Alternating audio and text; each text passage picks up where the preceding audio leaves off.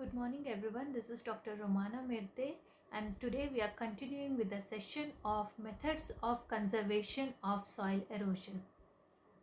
So as you all know, soil is a very important resource that allows the production of food, fiber and forages, because soil, topmost layer of the soil, consists of the very important nutrients that are needed for the plant growth. Despite being a renewable resource, it renews very slowly, generating only 3 centimeters of topsoil, which might take thousands of years. Therefore, protecting the topsoil is very important for long-term sustainable agricultural practices. So there are certain principles through which soil can be conserved. Protection of soil from the impact of the raindrops, slow down the water from concentrating and moving down the slope, slow down the water movement when it flows along the slope, increase the size of the soil particles, reduction in the velocity of the wind, and to grow the strips of stubble or other vegetation crops which might catch hold the moving particles of the soil. So, keeping the above said principles in view, ecologists have devised certain methods through which we can prevent the soil erosion. So, the conservation methods have been broadly classified into two classes: biological measures and mechanical measures. Biological measures mainly involves the planting up of the vegetation, whereas mechanical measures involves the implementation of the mechanical instruments. Biological measures again is being broadly classified into three categories: agronomic practice, agroecological method and dryland farming. And there are various mechanical measures which we can learn further. In the biological measures and subtitled as agronomic practice, as you all know, agronomic practice is the planting up of the trees or the crops. So first and foremost is counter farming. This type of farming takes place at the slopy areas, because the slopy areas has more chances where the water may run off very quickly. As the water flows very quickly, the topmost layer of the soil is being eroded very easily. Therefore, in the slopy areas, there are certain circular ridges and furrows that are being made against the slope. As we plow it against the slope, the velocity of the running water is being slowed down easily. Thus, counter farming reduces runoff of the water, saves more water for the crops, and reduces soil erosion and increases the yield of the crops. Next is the tillage. Tillage is a common agronomic practice which involves the manipulation of the soil in preparation of the crop production. Manipulation of the soil consists of providing more and important temperature and important humidity, more kind of nutrients for the growing crops. Next agronomic practice is crop rotation, sowing up of the legumes and mixed cropping. Crop rotations play a very important role in agronomic farming, and rotations that include leguminous crops allow the continued future production on the same plot of land, because this rotation has to be involved with the legume crops, because certain number of the crops will use more nutrients, whereas certain number of the crops impart nutrients to the soil. For example, if we mix a crop with the legume crop, intermixing or mixed cropping, the legume crops, by with the process of the nitrogen fixation, they provide the nitrogen to the soil, and hence the soil becomes enriched with the minerals and the nutrients. And we can also use the crop rotation method, in which in this diagram you can see there are three beds that are being made. In the first year, on the first bed we can sow the tomato, and in the first year itself on the second bed we can sow the beans, and the third bed we can sow the carrots. Next, the crop is being rotated on the second year, where the first bed consists of the carrots, second bed consists of the tomatoes, and third bed consists of the beans. Simultaneously, in this third year, The first bed consists of the beans, second bed consists of the carrots, and third bed tomatoes are being sown. So like this, if we do the crop rotation, the soil will be more enriched with the different types of the minerals and nutrients. Next, mulching. Mulching is an again agronomic practice. It is a process of covering of the soil around the plant zone to protect the roots from adverse microclimatic conditions. Mulch cover creates an atmosphere for the plant to perform its best by maintaining the soil moisture, soil temperature, humidity, carbon dioxide, enrichment, and increased soil microbial performance in the soil. Now, what are the benefits of the mulching? It conserves the soil moisture and temperature, providing conducive environment for the plant growth. It also controls the weed and prevents leaching of fertilizer and reduces the cost of cultivation. Next agronomic practice is the strip cropping. Here the crops are being sown in the form of the strip, as because if we do a strip cropping, then we can reduce the then we can cover all the vegetation with the all the soil with the vegetation, and hence the soil will not be exposed to the velocity of the wind or running velocity of the water. So strip cropping is been again divided in three types: counter strip cropping, field strip cropping, and wind strip cropping. In counter strip cropping, it is been made at the slopy areas, whereas field strip cropping is being made in the plain fields. And wind strip cropping, in this kind of cropping, one crop is sown and another, the millets or the monocot or large crops are being sown, which reduces the velocity of the wind. Hence, the rate of the soil erosion is being reduced. Next is agrostological methods. Agrostological methods mainly involves the cultivation of the cultivation of the grasses along with the different types of the crops. This method consists of growing grasses in the rotation with the agricultural crops. This practice involves the fertility of the soil and helps in binding up of the soil, thus preventing the soil erosion.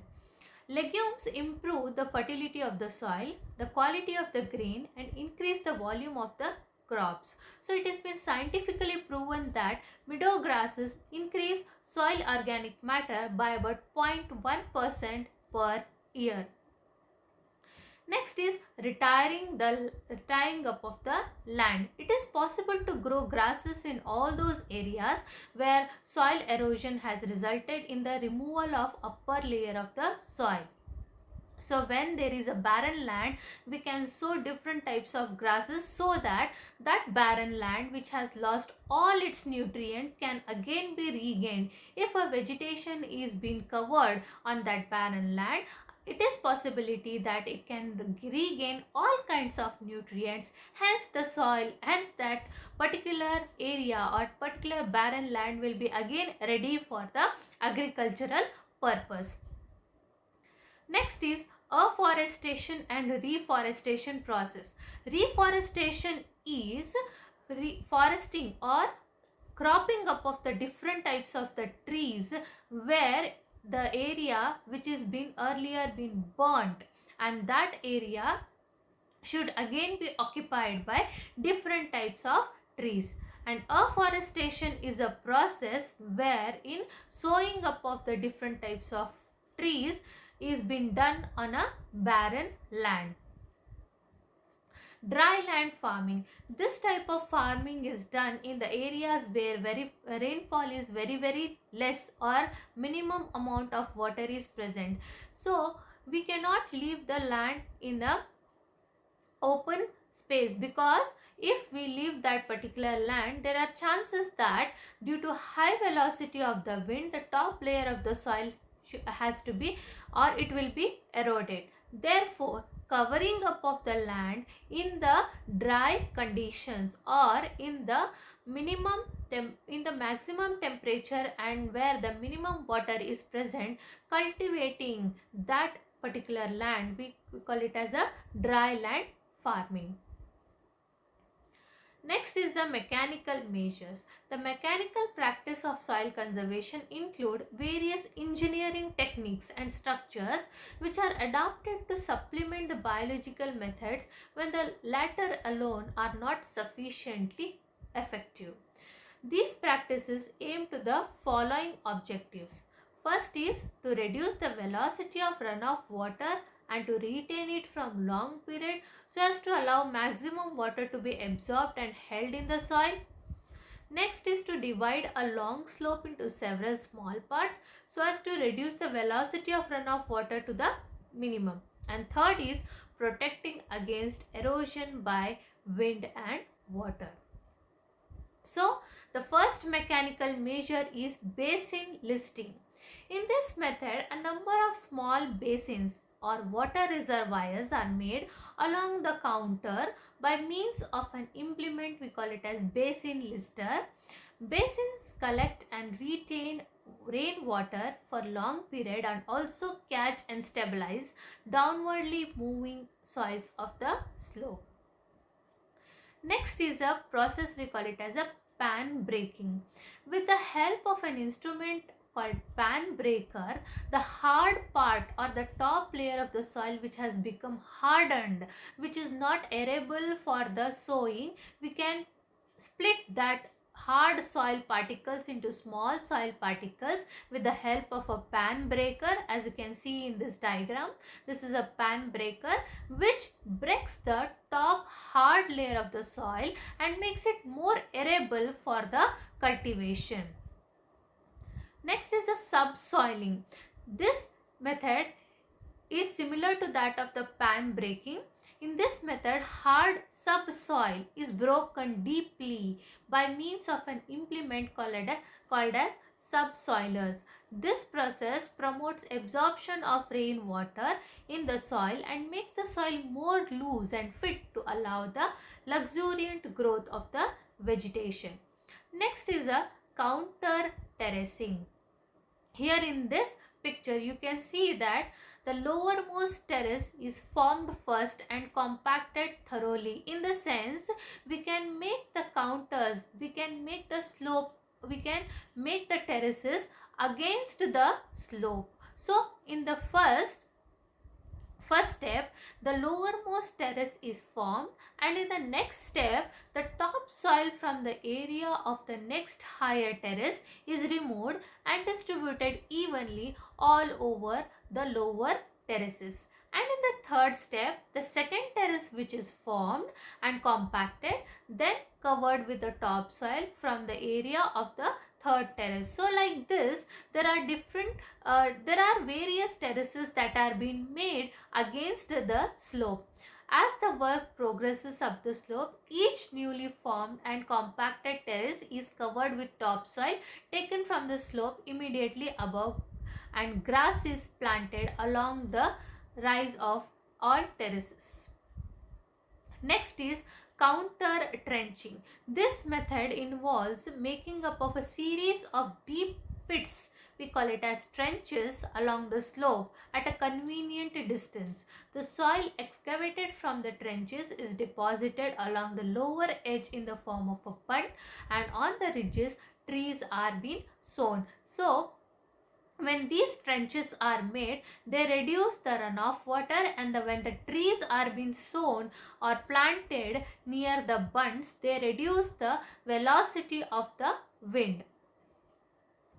Next is the terrace outlets. In order to reduce soil erosion and remove excess of water safely from the counter terrace, pipes, outlets or channels are made which are thickly covered by the grasses. In the sense, whenever there is a collection of the water in the counters or the terraces, there are the outlets that are being made which are covered by the grasses that allows the outward movement of the water. Next is the gully control. Gullies are formed by continuous flow of the water along the slopes. So these gullies can be controlled by planting up of the different vegetation. So as soon as the gully is starting to form, there should be planting up of the different trees, there should be planting up of the different vegetation, so that the gully which is wider is being made narrower. So this method we call it as a gully control. Next is the digging up of the ponds. A pond is a pool of water formed by a dam or pit. There are two types of ponds: embankment ponds, which are water impoundments made by constructing an embankment, and excavated ponds, which are formed by excavating a pit or a dugout. So how it helps? It prevents the soil erosion by eliminating the gullies. It protects the water quality by collecting and storing runoff water, provides water for livestock, fish and wildlife, adds value and beauty to a farm, and provides water supply for the emergencies. The last one is stream bank protection. Banks of ravines and rivers with a high vertical drops are subjected to heavy soil erosion. So the bank erosions can be checked by making drop slopey and by growing vegetation on the slopes, or by constructing stone or concrete pitch along the bank of the rivers. So these are the different methods through which the soil can be conserved, either by the biological method or by the mechanical method, or involving the both. So through which we can conserve the top layer of the soil. So it is very important to conserve the top layer of the soil for sustainable agriculture. We'll continue the next session. Thank you.